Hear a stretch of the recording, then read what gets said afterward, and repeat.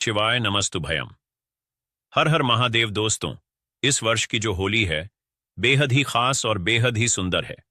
क्यों बेहद ही खास बेहद ही सुंदर है, इसके पीछे का मैं कारण बताता हूं। क्योंकि दोस्तों, 13 मार्च 2025 को होली का दहन, 14 मार्च 2025 को रंग उत्सव मनाएंगे जो लोक साधक हैं, जैसे कि तंत्र क्रिया जानते हैं, जो लोग जैसे मंत्र सिद्ध करना चाहते हैं, या फिर जो लोग जैसे कि आध्यात्मिक क्षेत्र से जुड़े हैं, उनके लिए शुक्रवार बहुत ही ज्यादा इस वर्ष शुभ रहेगा 2025 में। तो होली के दिन दोस्तों शुक्रवार है, और शाम के समय अगर कोई भी क्रिया कर रहे हैं, कोई भी उपाय को अपनाते हैं, या फिर कोई भी जो क्रिया होती है उसे अगर आप अपने जीवन में अनुसरण करते हैं तो आपको जरूर लाभ मिलेगा। चाहे ध्यान आकर्षित करने के लिए हम वीडियो में जो उपाय बता रहे हैं वो उपाय करें, चाहे दोस्तों आप जो है धन खींचने वाले यंत्र को भी इस दिन सिद्ध कर सकते हैं, मंत्र को सिद्ध कर सकते हैं।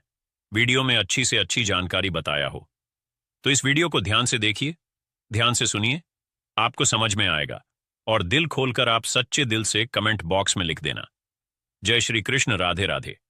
क्योंकि होली श्री कृष्ण को अति प्रिय है, तो वीडियो के अंत तक बने रहे। होली का त्योहार जश्न का त्योहार होता है, इसलिए इस दिन विशेष रूप से खानपान, नृत्य, गायन यह सब किया जाता है। होली का महत्व हमारे जीवन के हर पहलू में हमें यह महसूस कराता है, क्योंकि इस दिन हम अपने मतभेदों को भूल जाते हैं और त्योहार की खुशी को साझा करते हैं, एक दूसरे को गले लगाते हैं।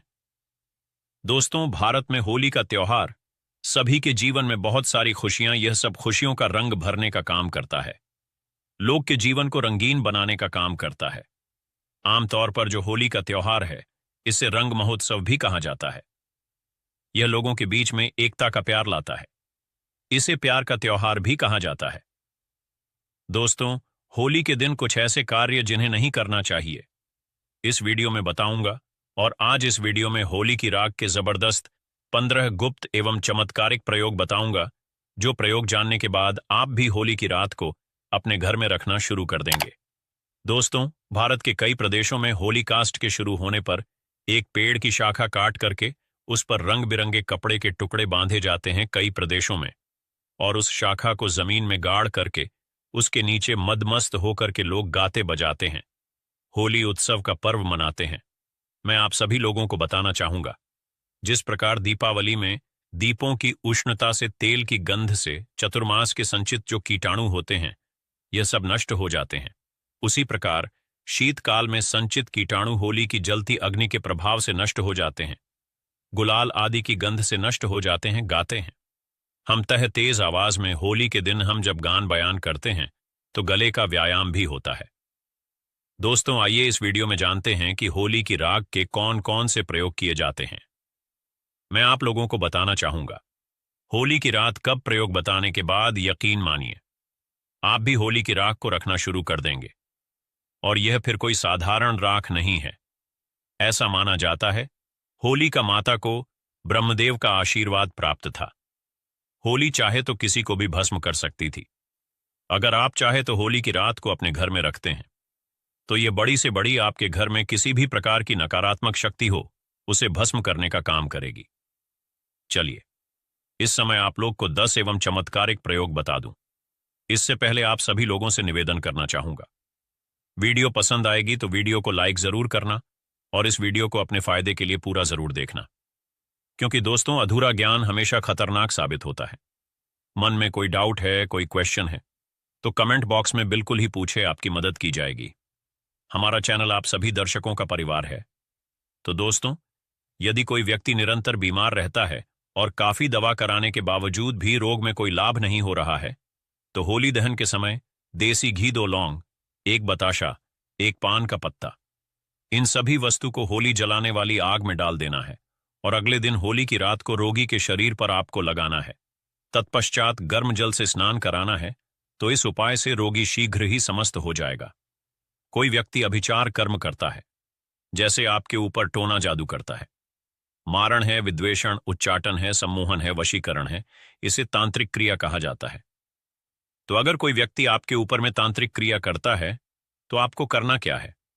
होली दहन के समय में देसी में 2 लौंग, 1 बताशा, 1 पान का पत्ता, इन सभी वस्तु को होली की आग में डालना है और बोलना है कि हमारी यह समस्या दूर हो जाए, जैसे टोना है, ये दूर हो जाए। इस प्रकार से प्रार्थना करनी है। इसके बाद प्रातःकाल सुबह आपको होली की राख को लाना है और इसे पूरे शरीर पर आपको लगा लेना है और गर्म जल से आपको स्नान करना है। तत्काल आप देखेंगे आपके ऊपर में क्या तंत्र विकार, टोना, जादू, भूत, प्रेत, ये सब भस्म हो जाएंगे और आप स्वस्थ हो जाएंगे। यदि किसी माता बहन का पति दूसरी महिला के संपर्क में रहता है तो आप होली पर उपरोक्त सामग्री, जैसे अभी हमने आप लोगों को ऊपर जो सामग्री बताई है, उपरोक्त सामग्री आपको लेनी है और 7 बार होली की जलती आग की आपको परिक्रमा करनी है। परिक्रमा करते समय गोमती चक्र अपने पति का नाम लेकर के आपको आग में डाल देना है। अगर आप ऐसा करते हैं तो अगर आपका पति किसी दूसरी महिला के संपर्क में है, वह बिल्कुल ही वापस आ जाएंगे, उनके संपर्क को छोड़ देंगे। और हाँ, अगर आपको ऐसा प्रतीत होता है कि किसी ने आपके ऊपर तांत्रिक प्रयोग करवा दिया है, तो आप होली का दहन के समय देसी घी में 4 लौंग, 1 बताशा, 1 पान का पत्ता, थोड़ी सी मिश्री, इन सभी वस्तु को होली जलने वाली आग में डाल देना है। अगले दिन होली की रात को चांदी के ताबीज में भर करके गले में धारण कर लेना है, तो तांत्रिक प्रभाव बिल्कुल ही निष्क्रिय हो जाएगा। यदि कोई व्यक्ति आपका लिया हुआ धन वापस नहीं कर रहा है तो आप होली जलने वाले स्थान पर, जहां पर होली जलाई जाती है, उस स्थान पर अनार की लकड़ी से उस व्यक्ति का नाम लिखना है। किस में लिखना है? भोजपत्र में लिखना है। और होलिका माता से अपना धन वापसी का निवेदन करते हुए उस नाम पर थोड़ा सा गुलाल उस पर छिड़कने के बाद आपको होली की आग में डाल देना है। बिल्कुल ही आपका धन वापस मिल जाएगा। 4 स्तु। अगर आप किसी से शत्रुता समाप्त करना चाहते हैं तो होली का धन के अगले दिन उसी स्थान पर रात्रि 12 बजे जाकर होली जलने वाले स्थान पर अनार की लकड़ी से भोजपत्र पर उस शक्ति का नाम लिखना है। फिर उसे बाएं हाथ से मिटा देना है। उस स्थान की थोड़ी सी राख लाना है और अगले दिन उस व्यक्ति के सिर पर उस राख को डाल देना है। तो ऐसा करते हैं तो व्यक्ति आपके प्रति शत्रुता का जो भाव रखता है, दुश्मनी का भाव रखते हैं, वह समाप्त हो जाएगा। और भी इसके जबरदस्त चमत्कारिक एवं गुप्त प्रयोग बताऊंगा। वीडियो को आधे बीच में छोड़ करके नहीं जाना है। यह वीडियो 10 मिनट की बनवाली है। 10 मिनट की जानकारी आपके जीवन को बदल करके रख देगी। यदि आपकी जमपत्री में कोई गृह दूषित हो तो आप होली दहन के समय देसी घी में 4 लौंग, 1 बतासा, 1 पान का पत्ता, इन सभी वस्तु को होली जलने वाली आग में डाल देना है और अगले दिन उस रात को लाकर के सर्वार्थ सिद्ध योग में, अब ग पर भी सर्च करके देख लेना कि होली का दहन के समय और होली का दहन के दिन सर्वार्थ सिद्ध योग कितने बजे हैं। होली का दहन की सुबह, ठीक है, तो सर्वार्थ सिद्ध योग में इसे शुद्ध करके बहते जल में प्रवाहित कर देना है। होली की राग को सर्वार्थ सिद्ध योग में प्रार्थना करना है। इसके बाद शुद्ध जल में बहा देना है।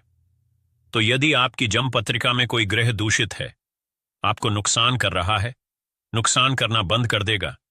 अगर आपको राजपक्ष से बाधा आ रही है तो आप होलिका के उल्टे फिर प्रारंभ करें। कैसे करना है? जैसे जो लोग राजनीतिक क्षेत्र से जुड़े हुए हैं और आपको कोई बाधा रही है, तो होलिका माता के आपको सीधे फेरे लेकर के आपको उल्टे फेरे लेने हैं और प्रत्येक फेरे की समाप्ति पर आग की जड़ जलती होली में फेंकना है।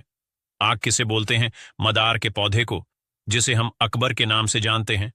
तो मदार के पौधे की जड़ जलती होली की आग है, उसमें आपको फेंकने हैं और उल्टे फेरे लेने हैं। और कितने फेरे लेने हैं? 7 फेरे लेने हैं। तो इस उपाय को करने से आपको राज्य पक्ष में, राजनीतिक क्षेत्र में जो परेशानी आ रही है, सारी बाधाएं समाप्त हो जाएंगी।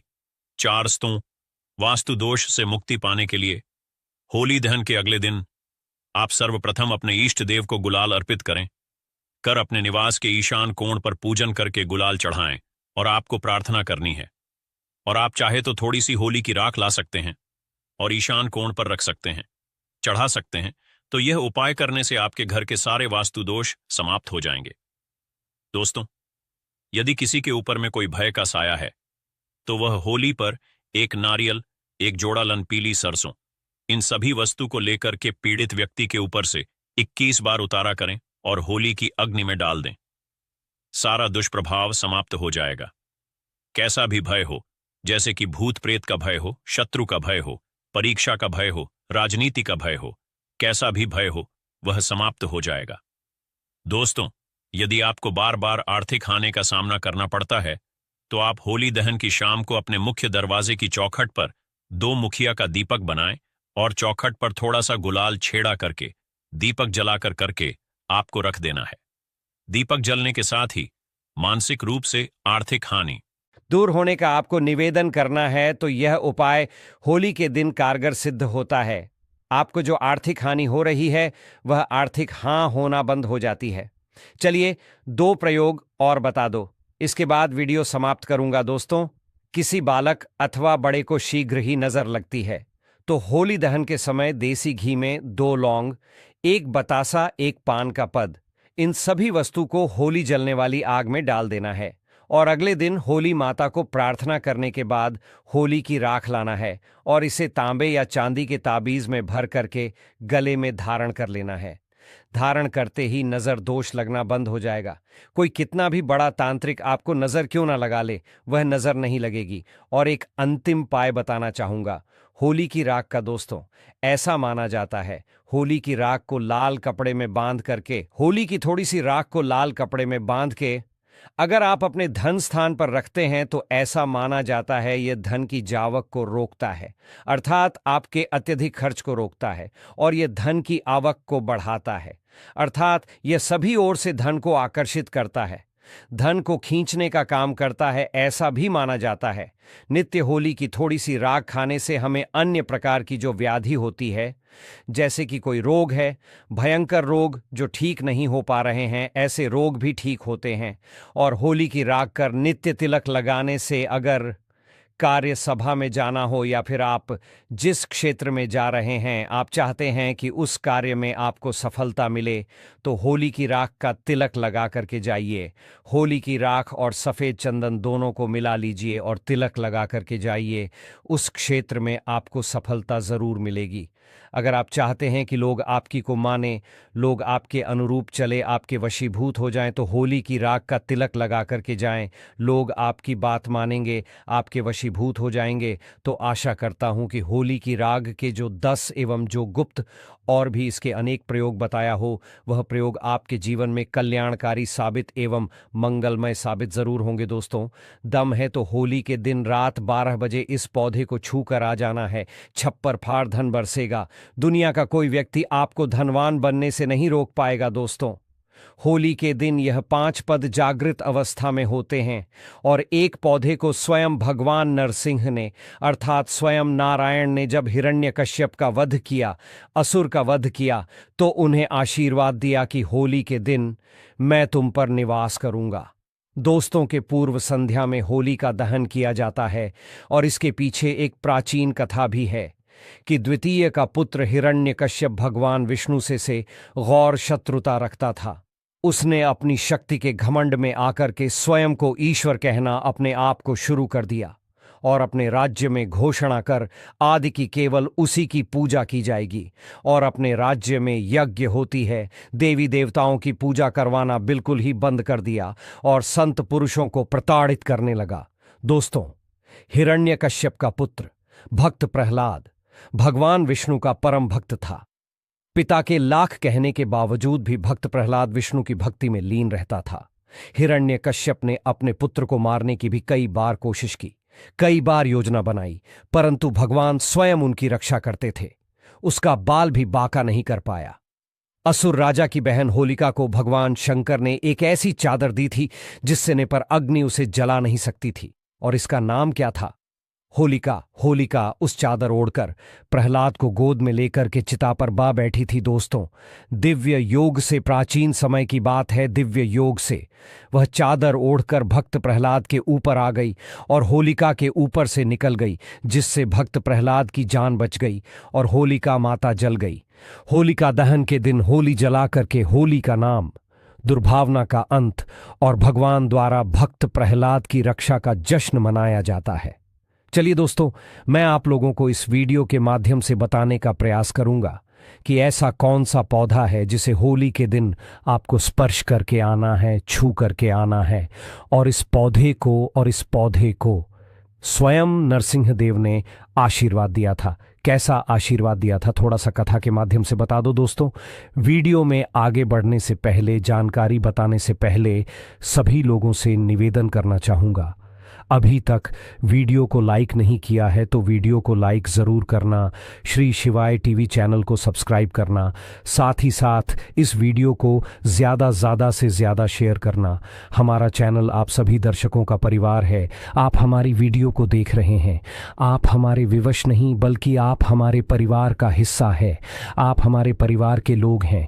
जो भी मन में डाउट है, जो भी समस्या है, जो भी प्रॉब्लम है, कमेंट बॉक्स में बिल्कुल ही पूछिए। ऑनलाइन आने पर हमारे द्वारा या हमारी टीम के द्वारा बिल्कुल ही आपकी मदद की जाएगी।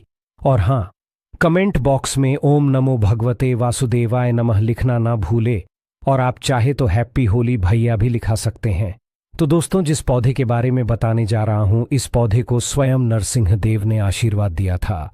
जब भगवान नरसिंह हिरण्यकश्यप को मार दिया तो देखिए, असुर रूपी हिरण्यकश्यप को मारने के बाद, क्योंकि भगवान ने नाखून के माध्यम से हिरण्यकश्यप को नरसिंह देव ने मारा था और भगवान नरसिंह जी के नाखून में है, कश्यप को मारने के बाद असुर रूपी रक्त उनके हाथ में बहुत ही खुजली करने लगा। जब रूपी रक्त उनके हाथ में खुजली करने लगा, प्रभु नरसिंह के हाथ में खुजली करने लगा, तो नरसिंह जी ने अपनी खुजली को शांत करने के लिए एक वृक्ष है, जिस वृक्ष पर अपने नाखून को गाड़ दिया।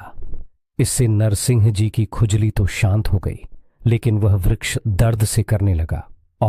फिर उस वृक्ष ने प्रार्थना की, भगवान आपने अपनी तो खुजली शांत कर ली, और यह असुर रूपी जो रक्त है कि हमारे पे पर हम पर ला करके आपने छोड़ दिया है, इससे हम अशुद्ध हो गए। और हे प्रभु, आपने जो नाखून गाना है, इसकी पीड़ा हमें दिन प्रतिदिन सताएगी, हमें इसकी पीड़ा सहन नहीं हो रही है। प्रभु, आप हमें इस पीड़ा से मुक्ति दिलाई।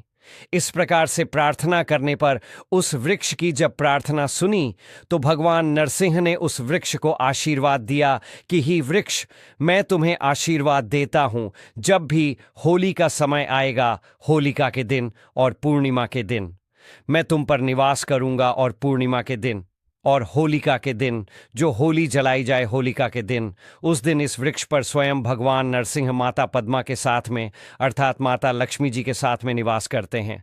दोस्तों, ऐसा माना जाता है कि इस दिन अगर सच्चे मन से, पूरे भाव के साथ इस वृक्ष से प्रार्थना की जाए, इस वृक्ष से निवेदन किया जाए, तो आपकी सभी प्रकार के पाप है, दोष है, कष्ट है, कला है, उसे समाप्त कर देंगे। लेकिन इस वृक्ष को छूने से पहले कुछ नियम है, इन नियमों का पालन करना जरूरी है, और आपको इसका 100% लाभ ही मिलेगा।